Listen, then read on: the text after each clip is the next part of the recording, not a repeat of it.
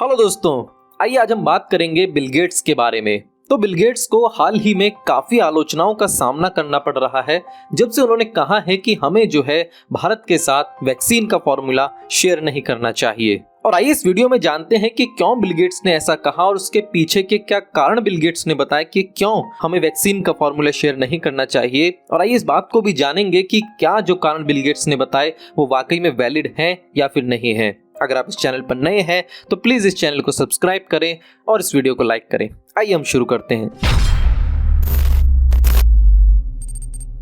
तो जहां भारत दूसरी कोरोना की वेव से काफी लड़ रहा है और दिन के कई कई लाख केसेस का सामना आज भारत को करना पड़ रहा है, और इस समय भारत की जो सबसे जरूरी चीज है वो है वैक्सीन। और अभी फिलहाल ही में भारतीय सरकार ने ये भी घोषणा की है कि 18 साल से ऊपर के सभी लोगों को वैक्सीन दी जाएगी। पर हम भारत में एक वैक्सीन की भी शॉर्टेज देख पा रहे हैं, क्योंकि बहुत से लोग उस वेबसाइट पर रजिस्टर नहीं कर पाए, बहुत से लोगों को OTP नहीं आया और बहुत सी वजहों के कारण 18 साल से बड़े लोग भी जो हैं अभी वैक्सीन के लिए रजिस्ट्रेशन नहीं कर पा रहे, क्योंकि भारत में इस समय वैक्सीन की काफी कमी देखी जा रही है। और इसी के चलते स्काई न्यूज नाम के एक चैनल ने जब बिल गेट्स से पूछा, बिल गेट्स जो है वो माइक्रोसॉफ्ट के फाउंडर हैं और भी बहुत सी कंपनीज में उनका इन्वेस्टमेंट है। तो जब बिल गेट्स से सवाल पूछा गया कि क्या हमें भारत के साथ वैक्सीन का फॉर्मूला शेयर करना चाहिए, तो बिल गेट्स ने सीधे शब्दों में कहा कि नहीं।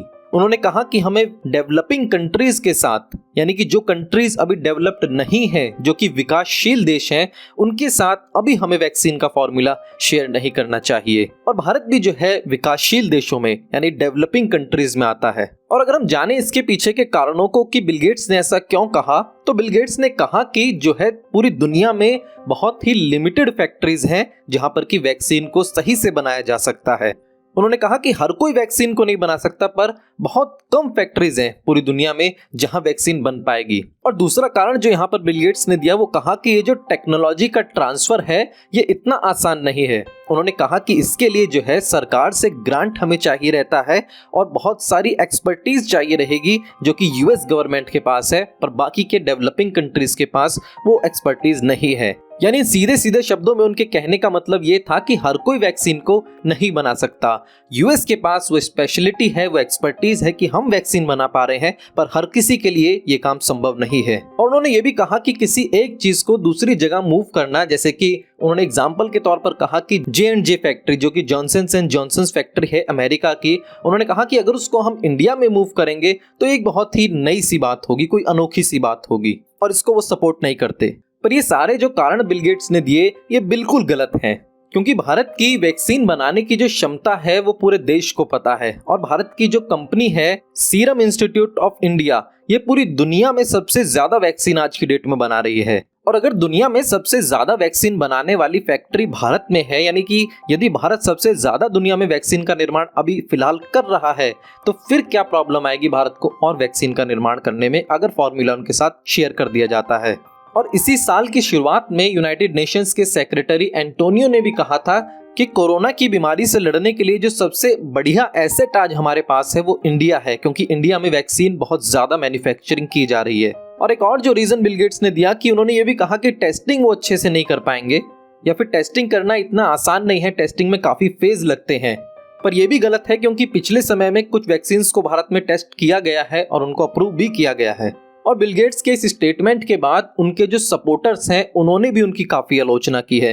बिल गेट्स को जो है एक फिलैंथ्रोपिस्ट माना जाता है, यानी कि एक अच्छा समाज सेवक भी बिल गेट्स को माना जाता है, क्योंकि उन्होंने काफी समाज सेवा के कामों को अब से पहले किया है। पर इस समय में जो है इस स्टेटमेंट के बाद हर कोई जो है बिल गेट्स की बुराई ही कर रहा है। और इसका जो एक बड़ा कारण बताया जा रहा है वो ये बताया जा रहा है कि बिल गेट्स अपने प्रॉफिट को बढ़ाने के लिए ऐसा कह रहे हैं, क्योंकि Australian fair trade and investment network की एक रिपोर्ट के अनुसार बिल गेट्स की और उनकी वाइफ मलिंडा गेट्स की जो एक फाउंडेशन चलती है उसकी पार्टनरशिप है ऑक्सफोर्ड के साथ और एस्ट्राजेनेका के साथ, जो कि दुनिया में वैक्सीन का इस समय निर्माण कर रहे हैं। और अगर ये वैक्सीन का फॉर्मूला सबके साथ शेयर कर दिया जाएगा तो इससे बिल गेट्स का खुद का प्रॉफिट जो है काफी कम हो जाएगा वैक्सीन के बिकने से। और जॉर्डन नाम के एक पत्रकार ने भी बताया है कि सितंबर 2019 में बिल गेट्स ने $55 मिलियन जो है इन्वेस्ट किए थे एक कंपनी में, जिस कंपनी की पार्टनरशिप है एक पॉपुलर वैक्सीन के साथ। और आज के समय में उस $55 मिलियन की जो वर्थ है वो $550 मिलियन हो चुकी है। यानी कि इतना ज्यादा प्रॉफिट जो है बिल गेट ने वैक्सीन के बिकने से बनाया है।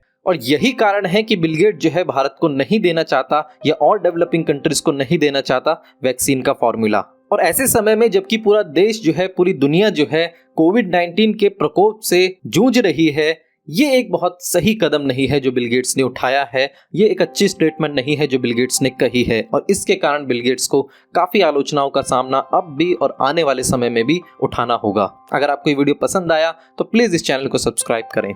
Thanks for watching this video.